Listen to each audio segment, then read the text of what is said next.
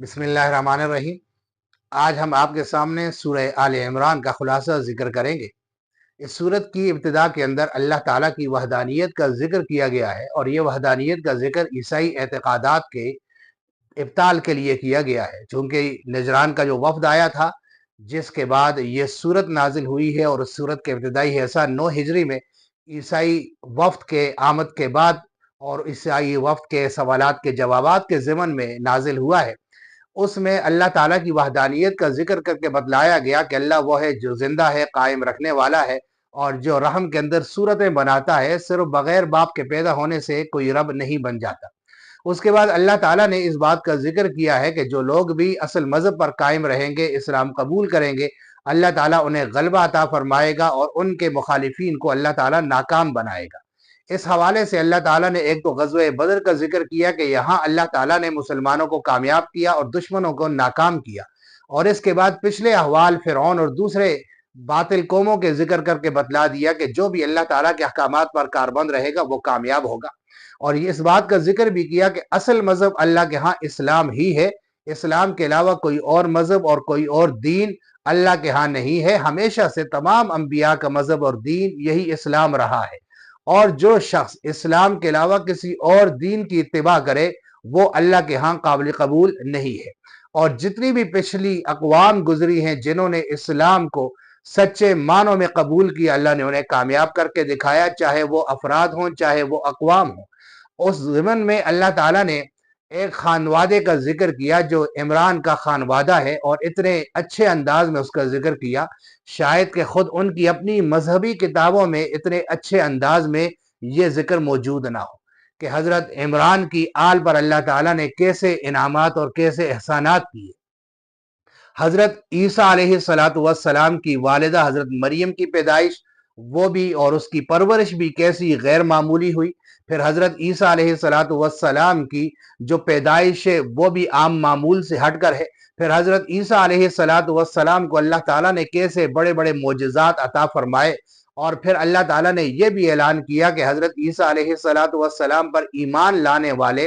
اور اسلام پر قائم رہنے والوں کو اللہ تعالیٰ قیامت تک غلبہ عطا فرمائے گا۔ لیکن ساتھ اس بات کا بھی ذکر کیا کہ اگر حضرت عیسیٰ علیہ السلام کو اللہ تعالیٰ نے بغیر باپ کے پیدا کیا ہے، اور اس بنیاد پر عیسائی انہیں رب مانتے ہیں، تو حضرت آدم علیہ السلام تو بغیر باپ اور بغیر ماں کے پیدا ہوئے ہیں۔ اگر وہ باپ ماں بغیر پیدا ہونے کے وہ رب نہیں ہے، تو حضرت عیسیٰ علیہ السلام صرف باپ کے بغیر پیدا ہونے کی وجہ سے کیسے رب ہو سکتے ہیں؟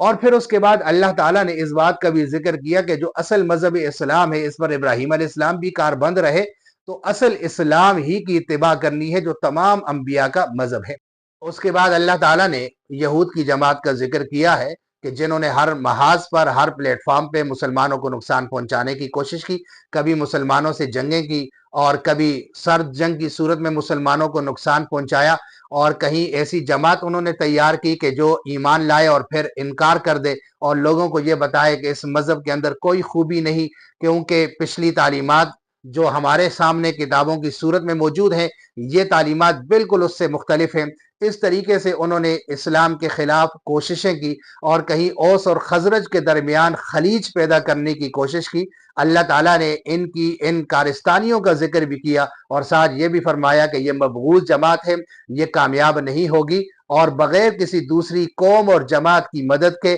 ان کو کبھی بھی غلبہ بھی نہیں مل سکتا، اور ان کی حکومت بھی قائم نہیں ہو سکتی۔ یہ ہمیشہ دلوں کے اندر ڈر اور خوف لے کر دنیا کے اندر زندہ رہیں گے، اور اس قوم کو کبھی بھی غلبہ اور عزت نصیب نہیں ہوگی۔ اس کے بعد اللہ تعالیٰ نے مشرکین کے ساتھ مسلمانوں کی ہونے والی جنگ غزوہ احد کا ذکر کیا ہے، جو 3 ہجری کے اندر ہوئی۔ اگرچہ یہ پہلے ہوئی ہے اور اس صورت کا جو ابتدائی حصہ ہے وہ بعد میں نازل ہوا، لیکن ترتیب کے اعتبار سے یہ حصہ بعد میں رکھا گیا ہے۔ غزوہ احد مسلمانوں اور مشرکین مکہ کے درمیان ہونے والی ایک بڑی جنگ ہے، جس میں مسلمانوں کو ظاہری طور پہ نقصان اٹھانا پڑا۔ 70 مسلمان اس میں شہید ہوئے، اور رسول اللہ صلی اللہ علیہ وسلم بھی اس جنگ کے اندر زخمی ہوئے، اور بھی مسلمان زخمی ہوئے۔ اس صورت کے اندر اللہ تعالیٰ نے مسلمانوں کی جان نثاری اور مسلمانوں کی بہادری کی تعریف بھی کی ہے، اور ساتھ اس جنگ میں جو ظاہری سبب ناکامی کا بنا تھا، اس حوالے سے مسلمانوں کو تنبیہ بھی کی ہے اور ان کی اصلاح بھی کی ہے، اور ساتھ ساتھ یہاں پر منافقین کی چالوں کا ذکر بھی کیا ہے اور مسلمانوں کو محتاط رہنے کا حکم دیا ہے کہ آپ ان پر بھروسہ مت کیا کریں۔ اور اس کے ساتھ ساتھ اللہ تعالیٰ نے رسول اللہ صلی اللہ علیہ وسلم سے یہ فرمایا کہ آپ نے ان صحابہ اکرام کے ساتھ نرمی کا معاملہ کرنا ہے، یہ بڑے مخلص لوگ ہیں، مخلص جماعت ہے، جس طرح آپ پہلے نرمی کا مظاہرہ کرتے تھے، اسی بدولت وہ آپ کے آس پاس ہیں، آئندہ بھی آپ نے ان کے ساتھ نرمی کا معاملہ کرنا ہے۔ اگر ان سے کوئی غلطی ہو جائے اس کے باوجود آپ نے ان کو اپنے سے دور نہیں کرنا۔ اس کے بعد اللہ تعالیٰ نے یہودیوں کی گستاخیوں نافرمانیوں کا ذکر کیا اور مسلمانوں کی تعریف کی، ان کے ایمان لانے کی، ان کی دعائیں کرنے کی، اور ساتھ ساتھ دوسرے مسلمانوں کو اللہ تعالیٰ نے یہ دعائیں نقل کر کے دعا کرنے کا طریقہ اور سلیقہ سکھایا۔ اور آخر میں اللہ تعالیٰ نے مومنوں کو یہ تسلی دی کہ مومن غالب رہیں گے، اور اگر اللہ نے مخالفین کو دنیا کے اندر کچھ نعمتیں دے رکھی ہیں، مال و متاع دے رکھا ہے، تو اس کا یہ مطلب ہرگز نہیں ہے کہ یہ اللہ کے محبوب ہیں، بلکہ ان کے گناہوں کا وبال اور سزا انہیں آخرت میں ملے گی۔